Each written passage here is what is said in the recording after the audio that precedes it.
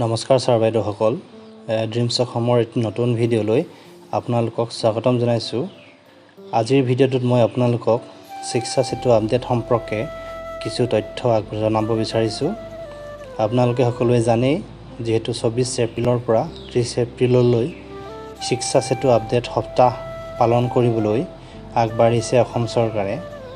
শিক্ষা সেতুৰ পৰ্যায়ক্ৰমে হ'ব লগা বিভিন্ন কামসমূহৰ বিষয়ে আজিৰ এই ভিডিঅ'টোত মই আপোনালোকক জনাম। যদিহে আপোনালোকে সঠিকভাৱে নিজ বিদ্যালয়ৰ তথ্যসমূহ পৰ্টেলত আপডেট নকৰে তেতিয়াহ'লে চৰকাৰৰ ফালৰ পৰা পাবলগীয়া বিভিন্ন সা-সুবিধাৰ পৰা আপোনালোক বঞ্চিত হ'ব পাৰে।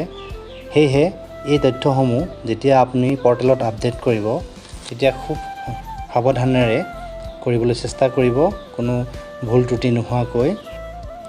আপোনালোকে শিক্ষা সেতু পৰ্টেলত যেতিয়া লগ ইন কৰিব বিচাৰিব তেতিয়া আপোনালোকে আপোনালোকৰ মোবাইলতে কৰিব পাৰিব।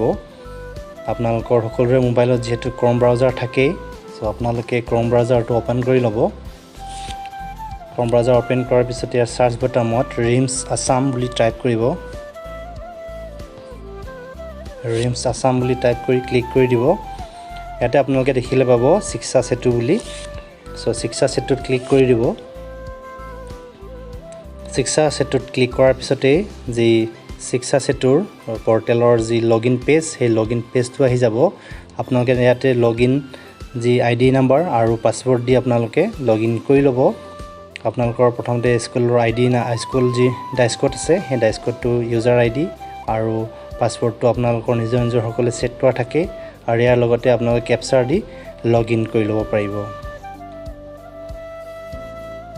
লগইন কৰাৰ লগে লগে আপোনালোকে নতুন এটা পেজ খোল খাই যাব আৰু সেই নতুন পেজটোত আপোনালোকে বাওঁ ছাইডে তিনিডাল আঁচ দেখিবলৈ পাব। সেই তিনিডাল আঁচত ক্লিক কৰিব। তিনিডাল আঁচ ক্লিক কৰাৰ পিছতে আপোনালোকৰ বিভিন্ন ধৰণৰ অপশ্যন আহিব। আপোনালোকে আটাইকেইটা অপশ্যন ভালদৰে চাই ল'ব। ইয়াত লিখি ল'ব স্কুল মেনেজমেণ্ট বুলি এটা অপশ্যন থাকিব। আপোনালোকে সেই স্কুল মেনেজমেণ্টত ক্লিক কৰিব। মেনেজমেণ্টত ক্লিক কৰাৰ পিছতেই স্কুল প্ৰফাইল থাকিব। সেই স্কুল প্ৰফাইলত ক্লিক কৰিব।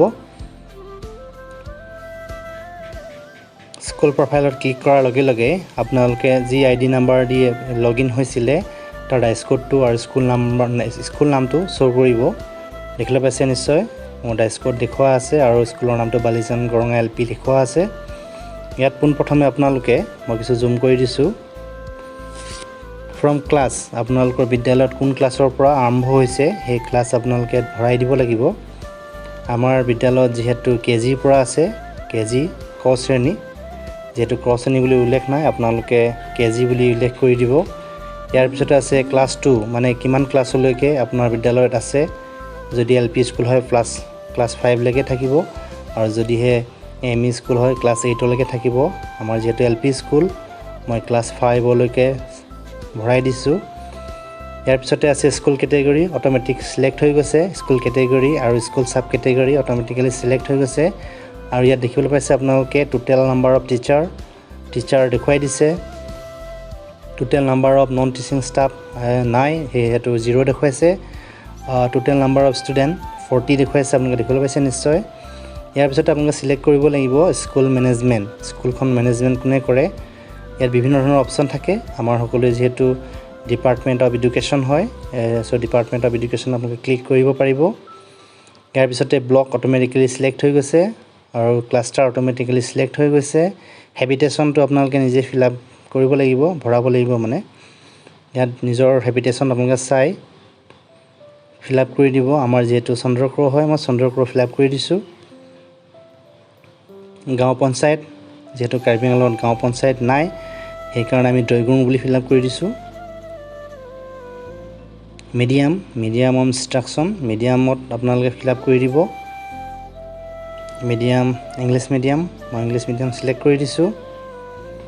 ইয়াৰ পিছত আছে SMC প্ৰেচিডেণ্টৰ নামটো আপোনালোকে ফিল আপ কৰি দিব লাগিব।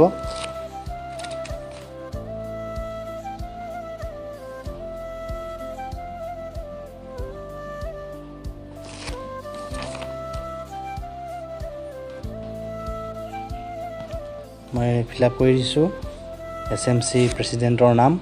ইয়াৰ পিছতে আপোনালোকে SMC কণ্টেক্ট নাম্বাৰ আছে, কণ্টেক্ট নাম্বাৰো আপোনালোকে ফিল আপ কৰিব লাগিব। মই কন্টেক্ট নাম্বাৰটো ফিল আপ কৰি দিছো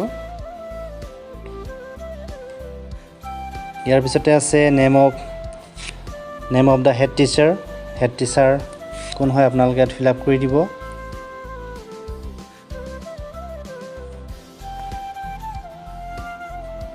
মই ফিল আপ কৰি দিছো হেডমাষ্টাৰৰ নামটো ইয়াৰ পিছতে আছে কন্টেক্ট নাম্বাৰ হেডমাষ্টাৰৰ কন্টেক্ট নাম্বাৰটো ফিল আপ কৰিব লাগিব আপোনালোকে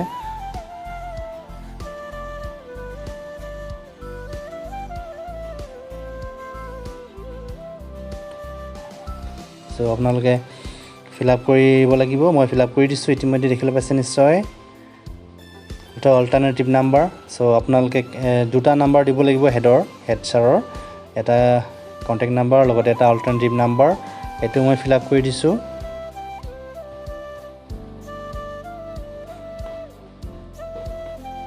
দেখিলে পাইছে আপোনালোকে ইয়াৰ পিছত আছে স্কুল ইমেইল এড্ৰেছ যেহেতু এখন আপোনালোকে স্কুলৰ ব্যক্তিগতভাৱে যি ইমেইল থাকে হেয়া আপোনালোকে ফিল আপ নকৰিব নিজৰ স্কুলৰ ইমেইল এড্ৰেছ এটা খুলি ল'ব সেই স্কুলৰ ইমেইল এড্ৰেছটো আপোনালোকে ফিল আপ কৰি দিব মই বৰ্তমান ফিল আপ কৰা নাই ইয়াৰ পিছত আছে বেংক একাউণ্ট নাম্বাৰটো নালাগে ইমান মেন্ডেটৰী নহয় বৰ্তমান যিবিলাক ষ্টাৰ মাৰ্ক দিয়া আছে সেইবিলাক আপোনালোকে মেন্ডেটৰী হয় নাই ইমেইল এড্ৰেছটো মই ভৰাবই লাগিব মই ভৰাই দিছো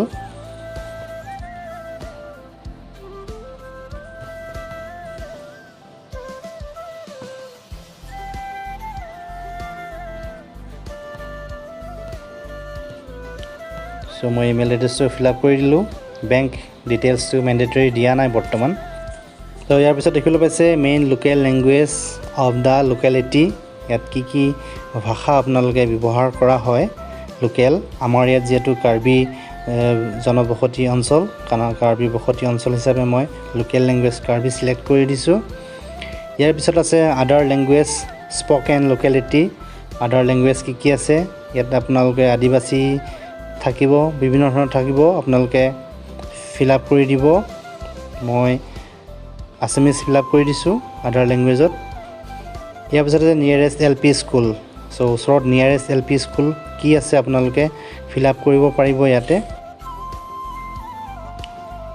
সতিয়ানা এলপি নাম্বাৰটো সতিয়ানা এলপি মই ফিল আপ কৰি দিলো ইয়াৰ পিছত আছে নিয়াৰেষ্ট এলপি স্কুল ডিসটেন্সটো কিমান হ'ব 1 কিলোমিটাৰ হলে 1 কিলোমিটাৰ দি দিব 2 কিলোমিটাৰ হলে 2 কিলোমিটাৰ দি দিব ইয়াৰ পিছত আছে নিয়াৰেষ্ট ইউপিএছ ইয়াতে মই দি দিম সতিয়ানা এমই স্কুল